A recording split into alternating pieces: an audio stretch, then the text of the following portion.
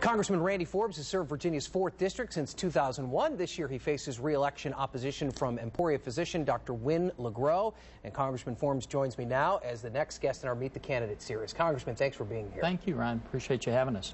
Speaking of your opponent, we'll start with him. He's been a little concerned by the fact that you haven't agreed to meet him in a face-to-face debate.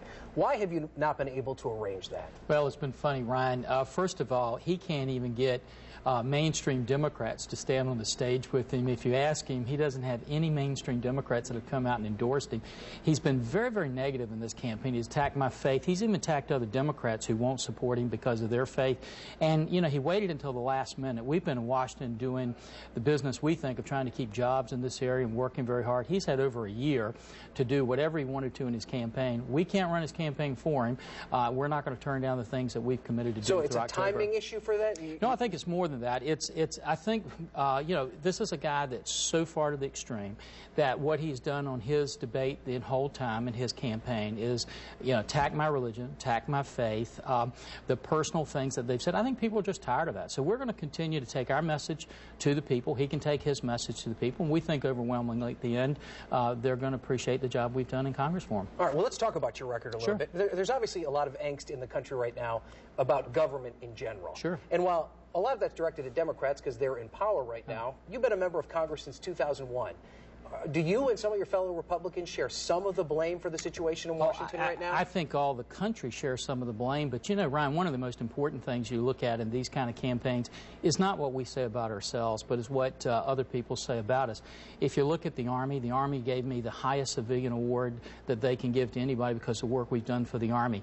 The Navy gave me the highest civilian award the Navy can give for the work we've done for the Navy. Farmers have come out and support me, endorsed me for the work we've done for farmers. If you look at the Chamber of Commerce, they've come out and supported what we've done for the Chamber of Commerce. So when you look at all of those groups coming together, I think one of the things they've recognized is that we've helped move the country forward. We've taken care of our military, helped create jobs, and I think they're two of the priorities that we have in the 4th Congressional District. Everybody's talked about spending being a huge problem. Do you believe a balanced budget amendment is an appropriate way for the Congress to go? Ryan, I not only believe that, but I'm one of 17 members of Congress, only 17, that have voted against every one of these bailout and stimulus bills because we realize this debt that we're increasing, we're just passing on to our children and our grandchildren, and we don't have any way of paying it back unless we get a handle on the spending we're seeing in Congress. But when we talk about spending, are you prepared to make serious spending cuts, including entitlements and including defense? Or those are two of the biggest areas that the federal government spends? Not only are we prepared, we've written legislation that would basically say, first of all, we have a balanced budget amendment. That just is common sense that we would start with there, not spend more money than we take in.